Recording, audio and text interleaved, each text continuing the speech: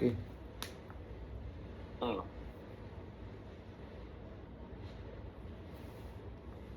So உங்களுக்கு வந்து உங்களுடைய சேவிங்ஸை வந்து போட்டு வைக்கணும். அந்த சேவிங்ஸ்லேருந்து ஒரு சின்ன வருமானம் வரணும், இன்ட்ரெஸ்ட் வரணும், பர்சனல் யூஸுக்காக பணத்தை போட்டு எடுக்கணும் அப்படின்னா எந்த அக்கௌண்ட் கரெக்டாக இருக்கும்?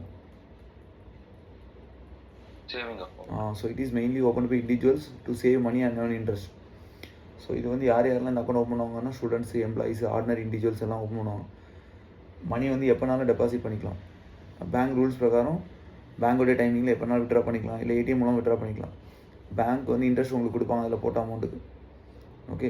ரெண்டாவது வந்து பாஸ்புக் ஒன்று கொடுப்பாங்க ரெக்கார்ட் ட்ரான்சாக்ஷனுக்கு, ஸ்டேட்மெண்ட் கொடுப்பாங்க.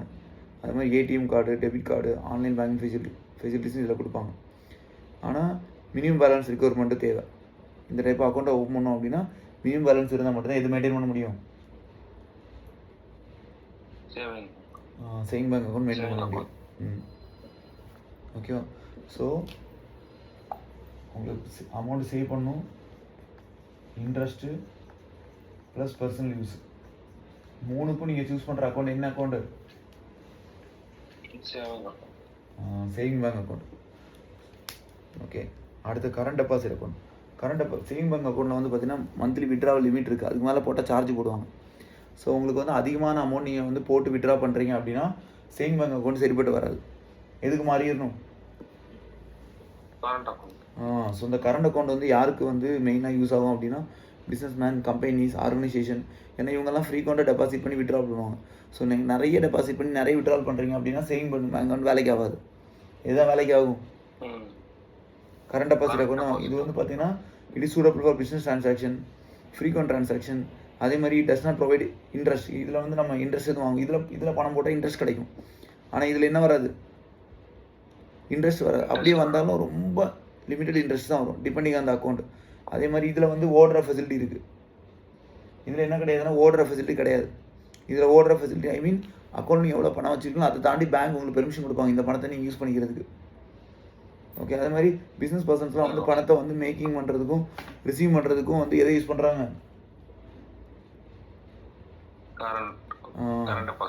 சிம்பிளாக சொல்லணும்னா business plus frequent transaction use பண்ணுற அக்கௌண்ட் தான் என்ன? Current deposit. Business plus frequent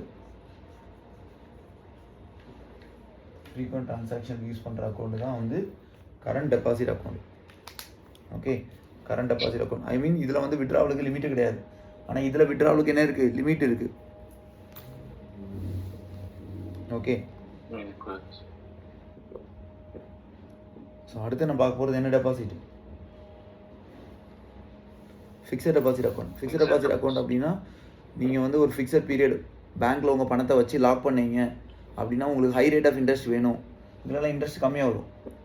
but உங்களுக்கு வந்து பேங்க்கில் வந்து ஒரு ஃபிக்ஸட் அமௌண்ட் ஆஃப் மணியை வந்து நீங்கள் ஹை ரேட் ஆஃப் இன்ட்ரெஸ்ட்டில் நீங்கள் வச்சுருந்தீங்க அப்படின்னா ஆட்டோமேட்டிக்காக உங்களுக்கு வந்து பார்த்தீங்கன்னா அதிகமான வட்டி வேணும் அப்படின்னு எந்த அமௌண்ட்டில் எந்த டெபாசிட்டில் போட்டு வைக்கணும்?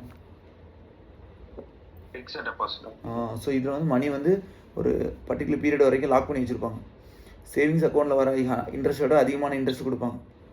ஓகே. ஸோ டெபாசிட்டருக்கு வந்து போட்ட அமௌண்ட் எப்போ கிடைக்கும் அப்படின்னா அந்த மெச்சூரிட்டி ஆனப்புறம் தான், அந்த பீரியட் முடிஞ்சதுக்கப்புறம் தான் கிடைக்கும். அதே மாதிரி ஒரு வேளை சீக்கிரமாக ப்ரீ மெச்சூராக விட்ராவல் பண்ணுறாங்க அப்படின்னா பேங்க் ரூல்ஸ் பிரகாரம் கொஞ்சம் இன்ட்ரெஸ்ட் வந்து கொஞ்சம் பிடிச்சிருவாங்க, சார்ஜஸ் போடுவாங்க. ஓகே. ஸோ இது எதுக்காக வந்து இந்த மேக்ஸிமம் எல்லாருமே இதில் பணம் போட்டு வைக்கிறாங்கன்னா ஃபியூச்சரில் வீட்டை கட்டிப்பார், கல்யாணம் பண்ணிப்பார்னு சொல்லுவாங்க. இதெல்லாம் வந்து அதிகமான அமௌண்ட் தேவைப்படும் ஒரு கல்யாணம் பண்ணுறதுக்கும் வீடு வாங்குறதுக்கும். லம்சம் மணி யாரும் கேட்டாலும் உடனே தரமாட்டாங்க. ஸோ அப்போ நம்ம கொஞ்சம் கொஞ்சமாக குருவி சேர்க்குற மாதிரி சேர்த்து வைக்கிறதுக்கு எல்லாரும் எதில் போட்டு வைக்கிறாங்க? நீ பெரிய பெரிய பிஸ்னஸ் மேன்லாம் வந்து பார்த்தீங்கன்னா 3 விதமான இன்கம் வச்சுருக்காங்க. ஒன்று 9 to 5 அவங்க வேலை பார்த்து வர income, active income.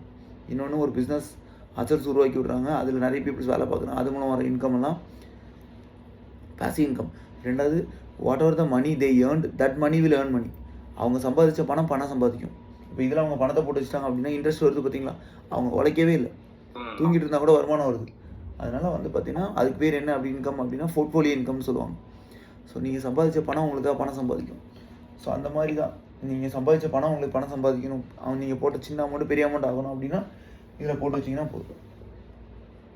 So fixed money, fixed period, plus high interest வேணும்னா எதில் போடுவீங்க? Fixed deposit. ஃபிக்ஸட் மணி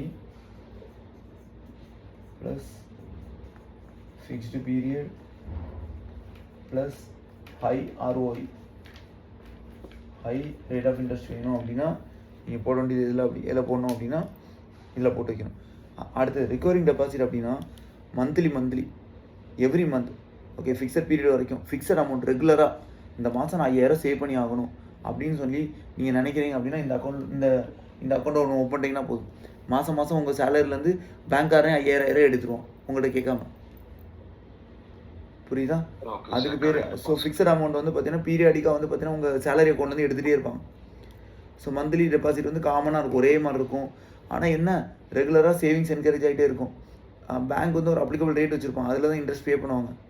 ஒரு அமௌண்ட் அக்யூமுலேட் ஆனதோ மெச்சூரிட்டி ஆனதோ அந்த அமௌண்ட்டை திருப்பி கொடுத்துருவாங்க. So usually for people who want to save small amount regularly, நீங்கள் சின்ன அமௌண்ட் ரெகுலராக சேவ் பண்ணிகிட்டே வரணும் அப்படின்னா பேங்க் உங்கள் இன்கம்லேருந்து மாதம் உங்களுக்கு வர சேலரிலேருந்து பேங்க் வந்து 1ஆம் தேதி ஆனால் கரெக்டாக இன்கம் சேலரி வந்ததும் அந்த ஸ்மால் அமௌண்ட்டை ரெகுலராக மாதம் எடுத்துகிட்டே இருப்பாங்க. மெச்சூரிட்டி ஆனப்புறம் தான் கொடுப்பாங்க. அப்படி நீங்கள் ஸ்மால் அமௌண்ட் சேவ் பண்ணணும்னு நினச்சிட்டே இருந்தீங்க அப்படின்னா நீங்கள் எதில் பணம் போட்டு வைக்கணும்?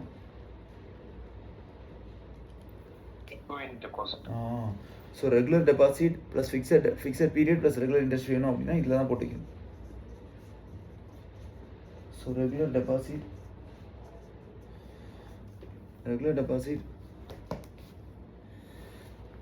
Plus fixed period plus interest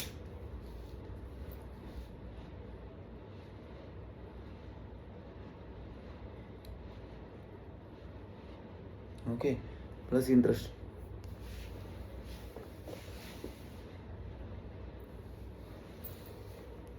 so ரெண்டு வருஷத்துக்கு 50,000 போட்டு வைக்கணும்னா ஃபிக்ஸட் டெபாசிட். மாதம் 1000 சேவ் பண்ணணும், சின்ன அமௌண்ட் சேவ் பண்ணால் ரெக்கரிங் டெபாசிட். அடிக்கடி ஃப்ரீக்வெண்ட் ட்ரான்சாக்ஷன், ஃப்ரீக்வெண்ட் விட்ராவல் இருக்குது, ஃப்ரீக்வெண்ட் டெபாசிட் இருக்குன்னா கரண்ட் அக்கௌண்ட்டு. சேலரி சேவிங்ஸ் பண்ணணும்னா எந்த அக்கௌண்ட்டு? Saving bank account.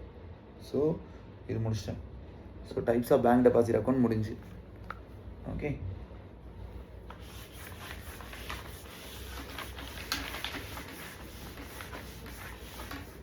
அடுத்து நான் பார்க்க போகிறது என்ன அப்படின்னா how to open a saving bank account.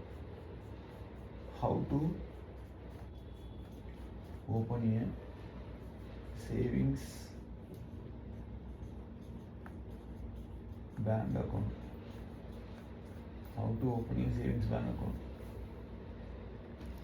So ஒரு சேவிங்ஸ் பேங்க் அக்கௌண்ட் ஓப்பன் பண்ணோம் அப்படின்னா 6 ஸ்டெப் இருக்குது. ஓகே, மொத்தம் 6 ஸ்டெப் இருக்குது. ஃபஸ்ட்டு ஸ்டெப் என்ன அப்படின்னா அப்ளிகேஷன் ஃபார்ம் ஃபில் பண்ணணும். நம்மளுடைய பேர், ஆக்குபேஷன், என்ன வேலை பார்க்குறோம், அட்ரஸ், அப்புறம் சிக்னேச்சர், ஸ்பெஷல் சிக்னேச்சர், அது ரெக்கார்ட் டீட்டெயில்ஸ், இதெல்லாம் முதல்ல என்ன பண்ணணும், ஃபில் பண்ணணும். Fill up form. Okay, next okay, அடுத்து வந்து பார்த்தீங்கன்னா பேங்க்கில் வந்து ஒரு அக்கௌண்ட் ஓப்பன் பண்ணோம் அப்படின்னா உங்களுக்கு தெரிஞ்சவங்க யாராவது உங்களை இன்ட்ரோடியூஸ் பண்ணணும். இன்ட்ரோடியூஸ் இல்லாமல் பேங்க்கில் வந்து அக்கௌண்ட் ஓப்பன் பண்ண முடியாது. ஸோ ப்ராப்பர் இன்ட்ரோடக்ஷன் வேணும். யாராவது உங்களுக்கு நம்பிக்கையான நபர் ஒருத்தர் உங்களை அந்த பேங்க்குக்கு இன்ட்ரடியூஸ் பண்ணணும். இல்லைன்னா அந்த பேங்க்கில் நீங்கள் பணம் போட்டு எடுக்க முடியாது, லோன் எடுக்க முடியாது. ரெண்டாவது ரிகார்ட் டாக்குமெண்ட்ஸ் என்ன பண்ணணும், சப்மிட் பண்ணணும். I mean identity proof, address proof, அப்புறம் KYC documents. Submit record documents.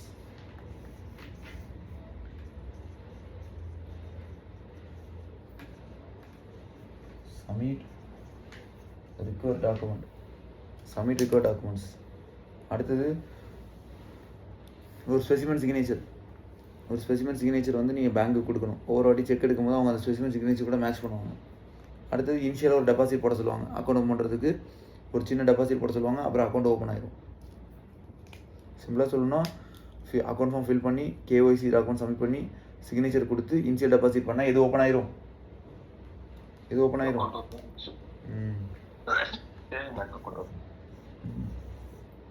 அடுத்தது specimen signature. Okay, initial deposit.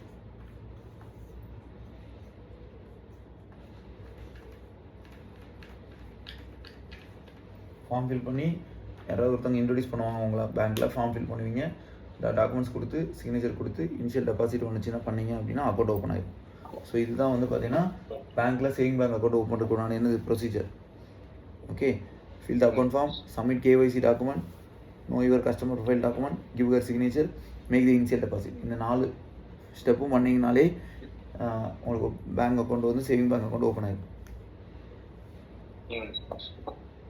Okay, அடுத்தது ஒரு சேவிங் பேங்க் அக்கௌண்ட் எப்படி ஆப்ரேட் பண்ணணும் அப்படின்னு சொல்லிட்டு கேட்பாங்க.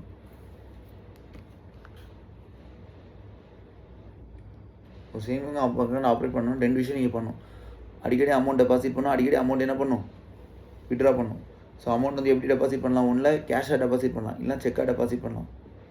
ஃபார்ம் ஃபில் பண்ணி date, account number, name, amount, டைப்பாக டெபாசிட்டு.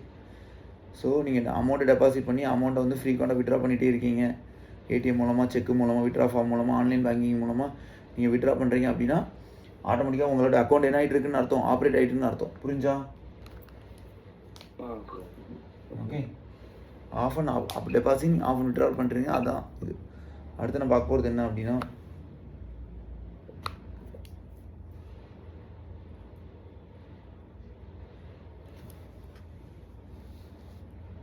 அடுத்து இ பேங்கிங். இது பார்த்துட்டு அந்த லெசனே முடிஞ்சிச்சு. ஓகே, அடுத்து நான் பார்க்க போகிறது என்ன அப்படின்னா இ பேங்கிங். இது பார்த்துட்டோம் அப்படின்னா அந்த லெசன் முடிஞ்சிச்சு. ஓகே, இன்சூரன்ஸ் சர்வீஸ் முடிஞ்சு, பேங்கிங் சர்வீஸ் முடிஞ்சு. ஓகே, இன்னும் ஒரே ஒரு லெசன் மட்டும் தான் இருக்குது. ஸோ இ பேங்கிங் அப்படின்னா என்னெல்லாம் இருக்குது அப்படின்னா ATM, debit card,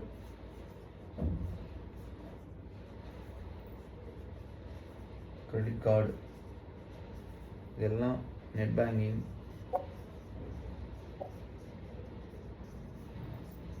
phone banking, okay, net banking, phone banking, e-banking, okay, e-banking,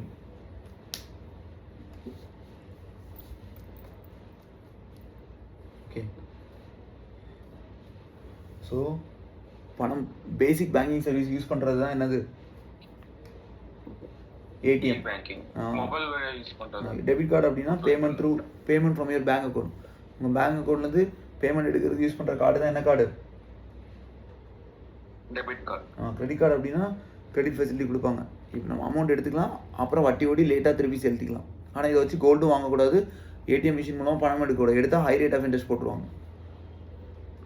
okay, கோல்டும் வாங்கக்கூடாது, கோல்டுக்கும் தடை பண்ணியிருக்காங்க. ஏன்னா அட்வான்ஸ் பண்ணி வச்சு அட்வான்ஸ் கோல்டு வாங்கக்கூடாது. ஏன்னா வேல்யூ இன்க்ரீஸ் ஆகுதுல்ல. So net banking, I mean internet மூலமாக பேங்கிங் பண்ணால் அது பேர் என்ன, நெட் பேங்கிங். டெலிஃபோன் மூலமாக பேங்கிங் பண்ணால் அது பேர் என்ன, ஃபோன் பேங்கிங். எலக்ட்ரானிக் மெத்தட் மூலமாக பேங்கிங் பண்ணால் அது பேர் என்ன, இ பேங்கிங். இது எல்லாமே வந்து என்ன பேங்கிங்,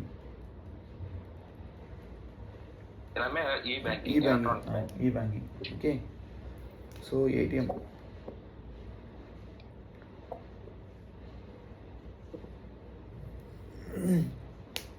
ஸோ ஏடிஎம் அப்படின்னா ஃபுல் ஃபார்ம் கேட்பாங்க, automated teller machine. So cash withdraw பண்ணிக்கலாம், பேலன்ஸ் என்கொயரி பண்ணிக்கலாம், மினி ஸ்டேட்மெண்ட் எடுத்துக்கலாம். ஓகே, இதெல்லாம் பண்ணுறதுக்கு எது யூஸ் ஆகும், ஏடிஎம் யூஸ் ஆகும். டெபிட் கார்டு யூஸ் என்னன்னு சொல்லிட்டு கேட்பான். ஏடிஎம்மில் கேஷ் விட்ரால் பண்ணிக்கலாம், ஷாப்பிங் பண்ணிக்கலாம், ஆன்லைன் பேமெண்ட் பண்ணிக்கலாம், ஆதார் கார்டு ட்ரான்சாக்ஷன் பண்ணிக்கலாம். அந்த கிரெடிட் கார்டு பொறுத்த வரைக்கும் நமக்கு கொடுக்குற ஒரு ஷார்ட் டேர்ம் கிரெடிட் தான் வந்து கிரெடிட் கார்டு. ஐ மீன் ஒரு ப்ரீடெட்டர்மைன்ட் கிரெடிட் லிமிட் கொடுத்துருப்பாங்க. அதை வச்சு நம்ம என்ன பண்ணிக்கலாம் அப்படின்னா பர்ச்சேஸ் பண்ணிக்கலாம். ஆனால் இன்ட்ரெஸ்ட் போடுவாங்க. நம்ம பை நோ பே லேட்டர், பணத்தை எடுத்து யூஸ் பண்ணிவிட்டு அப்புறமா நம்ம பேங்க்குக்கு திருப்பி கொடுக்குற அந்த கிரெடிட் கார்டு, அதுதான் கிரெடிட் கார்டு ஃபியூச்சர். அடுத்து இன்டர்நெட் பேங்கிங்னா உங்களுக்கே தெரியும், அக்கௌண்ட் பேலன்ஸ் செக் பண்ணிக்கலாம், ஃபண்ட் ட்ரான்ஸ்ஃபர் பண்ணிக்கலாம், பில் பேமெண்ட் பண்ணிக்கலாம். ஓகே, இதெல்லாம் பண்ணுறதுக்கு என்ன யூஸ் பண்ணுறோம், நெட் பேங்கிங். ஓகே, அவ்வளோதான் முடிஞ்சு கிளாஸ். ஓகே.